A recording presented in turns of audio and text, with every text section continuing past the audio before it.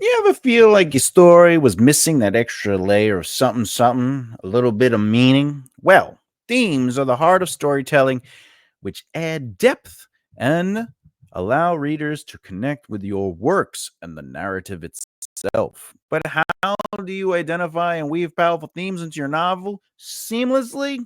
That's what we're kind of going. That's what we're going to go over today, because today is all about the importance of themes in writing. Elevate your storytelling. Am I right? Am I right? Okay. Thomas, what are themes? I have no idea, but this is what we're going to talk about. No, just kidding. So themes are what elevate a story from simple entertainment to something that stays with the readers, echoing in their minds long after the last page is turned. They give a novel its lasting impact by addressing universal ideas and concepts that touch the souls of those reading on a deeper level, often subconscious levels, because a good theme isn't on the surface. It allows your readers to think beyond the words and comprehend the ideas within themselves. All right. Themes reflect the questions and struggles that we all experience as human beings, such as identity, freedom, love, or the pursuit of truth. By weaving these themes into your story, you allow readers to explore these complex issues within the safe confines of your narrative. These are the things that become part of your author voice. They are not the only thing that creates your author voice, but they are part of it. I like to explore found families, loyalty, truth, sacrifice. I love exploring people elevating one another. I like seeing people succeed when working together, where or going above and beyond the challenges for the underdog to overcome the harder challenges, right? So these are themes to explore. Leadership, these are themes to explore. Greed and how it can take you over. These are themes to explore. It's about placing them smoothly into your narrative so people watch them unfold but aren't necessarily being lectured on them, right? So that's why themes are most effective when they emerge naturally from the story itself. They shouldn't feel tacked on or overly emphasized, as this can detract from the reader's experience and make the story feel contrived. Instead, themes should develop organically, arising from your character's actions, choices, dialogue, and ultimately challenging their positions and challenging the themes themselves throughout the narrative. For example, if your theme is about redemption, allow it to unfold through the protagonist's journey as they confront their past, make amends, and evolve through the interactions and experiences. The thing is, when themes grow within your story, they create a more immersive and authentic experience. The best way to achieve this is by focusing on characters' goals, fears, and conflicts. I'll repeat that. The best way to achieve this is by focusing on your characters' goals, fears, and conflicts. And that doesn't mean just showcasing their goals, their fears, and conflicts. It means, how do they make choices to accomplish their goals? How do they make choices reacting to their fears? How do they make choices conquering their conflicts? Let the theme emerge as a natural consequence of their development and the world they inhabit. This method not only strengthens your story's emotional impact, but also ensures that the theme feels integral to the plot rather than external lesson imposed upon it, a preaching, if you will. So, in essence, the theme itself should not be something you tell your readers, it's something they discover for themselves through the discovery of the story unfolding before their eyes in an emotional adventure. Okay? They need to discover it. This discovery process engages readers more deeply as they connect the dots and draw a meaning from the subtle cues you've planted, making the experience all the more powerful, memorable, and organic. Now, how do you do this, though? Well, we're going to talk about it. The first thing we're going to do is a nice walkthrough. All right. There's no real time example this time, meaning like I'm not going to write out themes in a story and be like, this is what it looks like, right? I might do that in a live video. I have that on my list to do. But today we're going to actually analyze the first chapter of Game of Thrones. So, spoiler alerts if you haven't read that book. However, I'm going to be talking more about the themes and not necessarily spoilery things. I'm sure if you've seen the show, the first chapter of Bran, just to get it out of the way, is basically the first episode. The first episode of the season uh has the moment that incorporates them finding the baby pups, the direwolves, and the guy escaping. Actually, it's the prologue. It's like book chapter 1, 2, 3, maybe 4, 5, something like that. All right, so let's do it. So in A Game of Thrones, the theme of identity is introduced early on, especially through Bran Stark's perspective in the first chapter. This is why George R. Martin showcases the sons, right? Robb Stark, Jon Snow, right? Bran, right? Arya, like all of them, right? Sansa. Okay, all the kids are introduced because they grow through the story, through the novels, and it's their identity connected to the Starks. But it's also Eddard Stark, Ed Stark, okay, and his identity and his responsibility within that identity as basically the Warden of the North, right? So, but when 7 years old, Bran is already beginning to grapple with the questions of who he is and who is he expected to become, since this is the first time he's allowed to go out to one of the father's responsible beheadings that he has to do, his responsibility as the Warden of the North. As the youngest son of Eddard Stark, Bran observes the responsibility and roles that each of his family members play within their household in the larger world of Westeros. He's at an age where he's trying to understand not only his own identity, but also how he fits into the complex tapestry of his family and the Stark legacy. Just think of it this way. The theme of identity is it has a subtle way of being interwoven through Bran's interactions, the settings he explores, and the symbolic presence of the direwolf he encounters. Which, by the way, the direwolf itself, a creature that is both wild and tied to the Stark lineage, ergo their symbol, represents a kind of duality that Bran and his siblings share. Not only is it the symbol connected to the North, their duty, and the wilderness that exists within them, Bran's encounter, okay, with the direwolf foreshadows the identity struggles that will unfold for him and his family as they face the trials ahead, right? So, because the stag that killed the wolf has to do with the symbol of the king, right? So, but through Bran's eyes, we witness the tension between his desire to live up to the expectation of the Stark name, based on his brothers, etc., etc.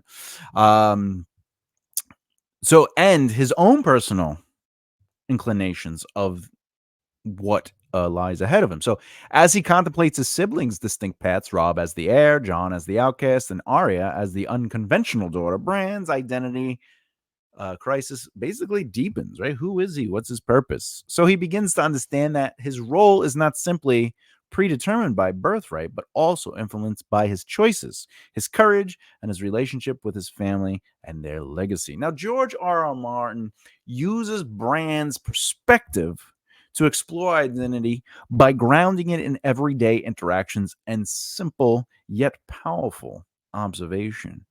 Bran's journey is not merely about discovering who he is, but also about reconciling his own desire with the legacy he has inherited.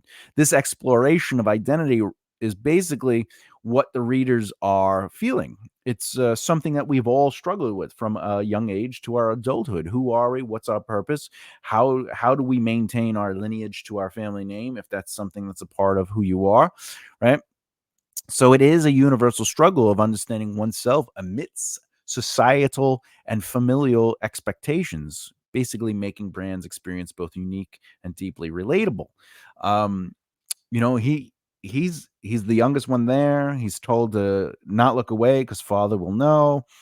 Um, there's other elements of that where each of the pups, the direwolves, represents something next to one of the children. Then you got Greyjoy. He's there. He's basically like he's one of the wards. He's a prisoner, but he's free prisoner. He grew up around the kids, so he's the outcast. So he doesn't get a wolf. Um, Bran's personality is defined within those family members. Each of them have a very distinct personality. So, like, is Bran the leader? Is he the outcast? He's like right in the middle too. There's a lot going on, right? So, those are things to really relate to when you're thinking of theme. It doesn't have to be direct. Like, you don't have to imagine you were writing that chapter and you're saying, like, do I need to say that Bran is struggling with his identity? You don't have to. You could just show it. You could just show the way he's observing things and how he's kind of judging what's happening around who he is. And that's why you should also avoid heavy-handed symbolism. And I'll tell you why. Because while symbolism can be a powerful tool for conveying themes, all right, it's essential to stick and strike a balance so that it feels organic rather than overly instructive. Heavy-handed symbolism where objects or motifs are overly emphasized can risk turning a story into a lecture where people feel like, are you trying to tell me something? Are you trying to tell me what I'm supposed to feel? See, that's the thing. When we read or when we experience, when we watch a movie, when we read a book, whatever the case may be, we don't want to be told things. We want to discover things. And that allows us to have an emotional connection to it. If you tell me they're happy, I feel like I missed out on discovering that they are happy through their behavior, their words, their whatever the case may be, their the subtext of their thoughts. And that's why shows sometimes tell is such a rule, right? Those most notably, it's called show don't tell, but I call it show sometimes tell because you need to tell to create context. But the show is because we want to live through the moments, and if those moments are being taken away from us, we feel cheated. So it's the same thing with themes. If you allow your themes to live through the moment, we feel like we're exploring and discovering it at the same time as the characters, and it allows us to feel a little better, right? It allows us to feel like we're a part of it and not just being lectured towards, like, all right. So readers often prefer, like I'm saying, discovering meaning on their own rather than having it handed to them in the obvious way. For example, if your story's theme involves the inevitability of change, subtle details like wilting flower or changing of the seasons can quietly reinforce this idea without overwhelming the reader. Too much emphasis on these symbols, however, especially if characters repeatedly point them out, can feel forced and distract from the narrative flow. The goal is to let symbols operate on a subconscious level, where they enhance the theme without demanding attention. Hey, look at me! Allowing readers to engage with the story's deeper levels at their own pace.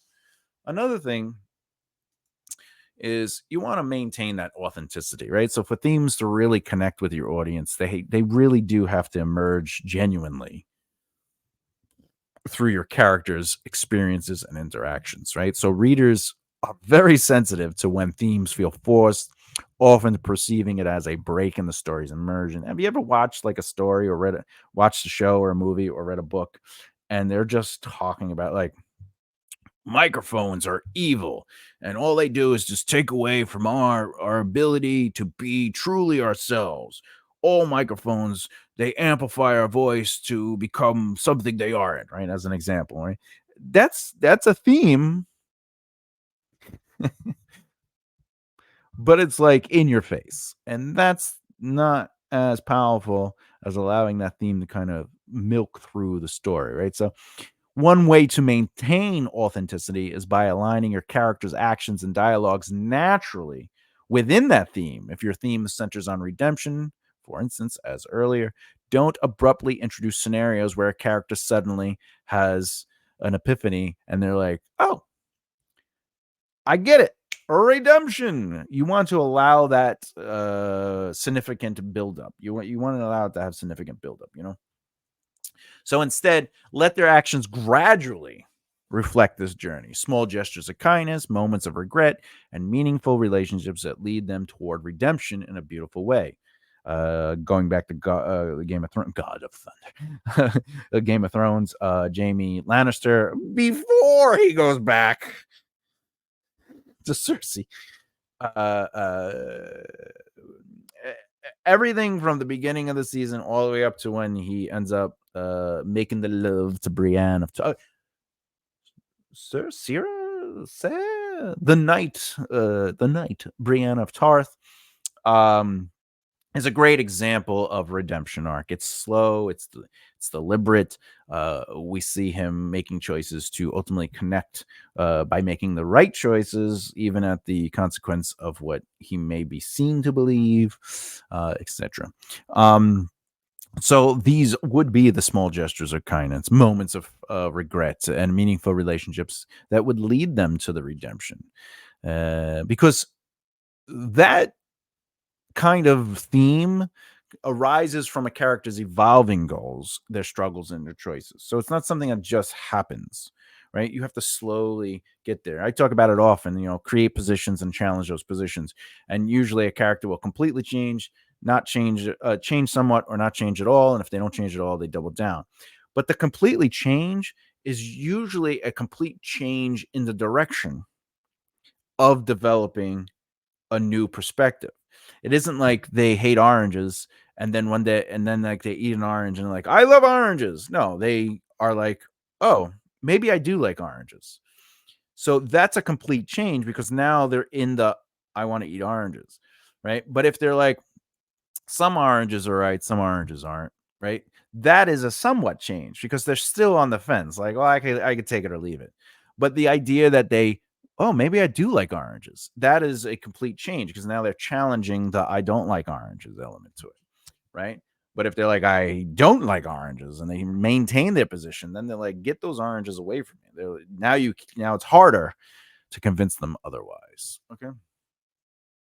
Anyway, the other thing is you want to balance your theme and plot. Okay.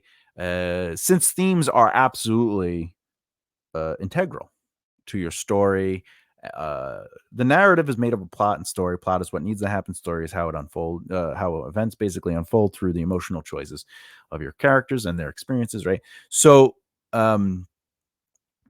that's why themes influence the story because they're through your character's emotional experience, right? The choices they make.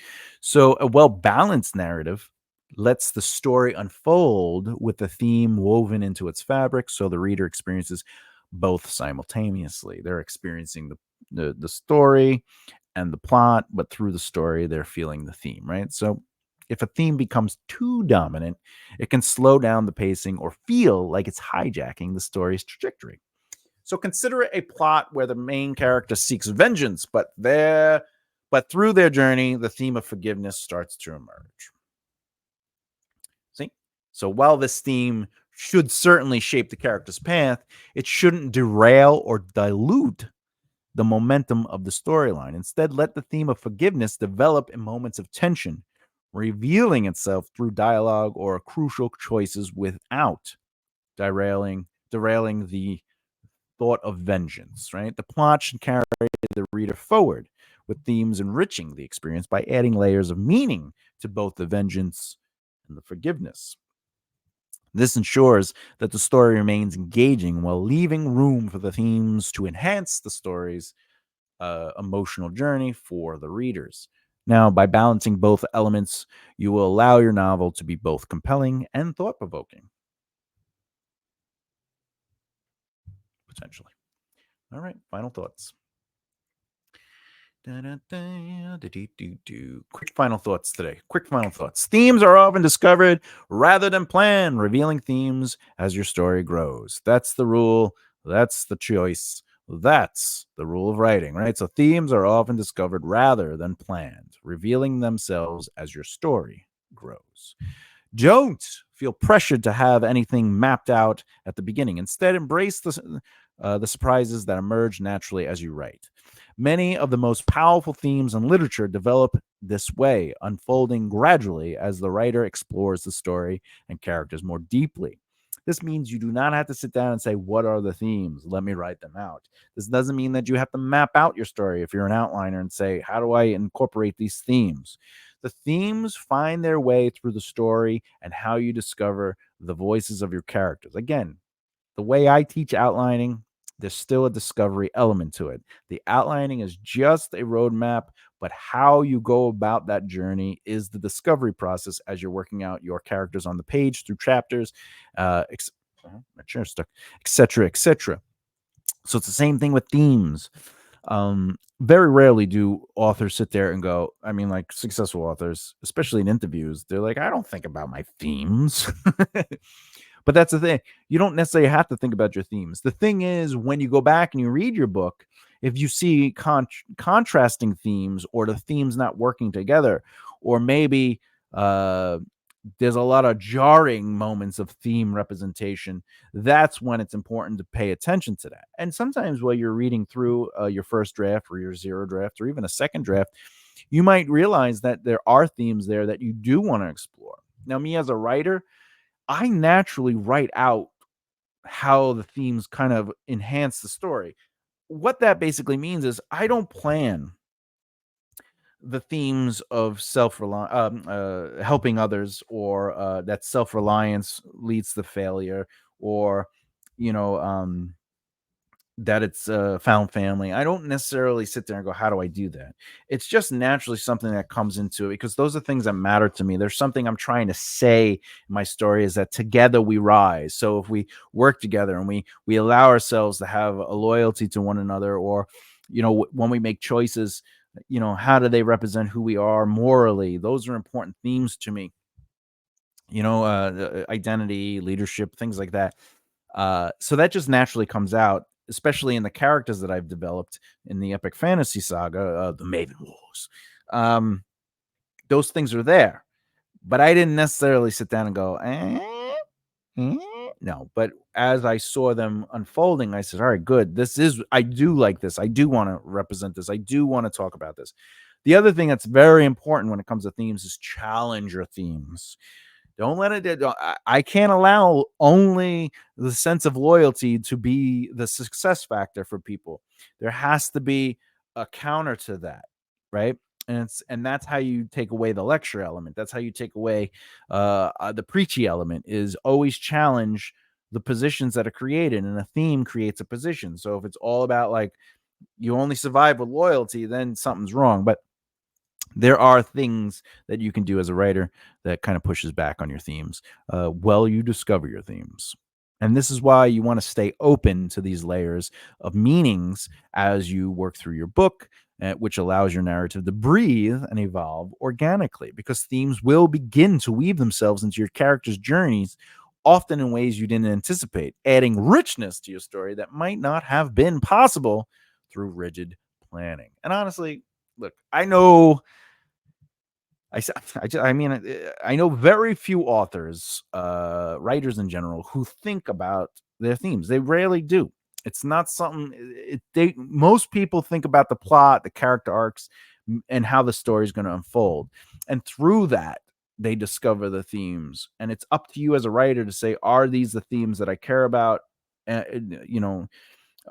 they something that makes sense? It's good to go back and recognize your themes. But once you see them unfolding, that's where you got to dive into what's connecting you to it, or doesn't connect you to it, and then adjust where you feel necessary. And finally, as you become more comfortable with exploring themes, you'll find that this skill enhances every facet of storytelling. When themes emerge naturally, they bolster character development, provide depth to world building, and lend nuance to your plot. Over time, you'll see how your ability to weave themes seamlessly into your story can make your writing more impactful and memorable. This journey of discovering and refining themes not only improves individual stories, but also strengthens your voice as a writer, enabling you to craft narratives that touch and connect emotionally with your characters on multiple levels. Because remember, your job as a writer is to say something, even if that something is fun and playful. You're creating a voice as an author. And a part of that voice are the things you talk about, are the themes you explore.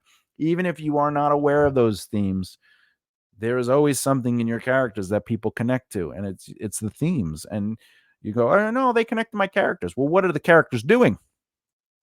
What the characters are doing are elevating themes, because it's naturally through your characters. What are your plots about?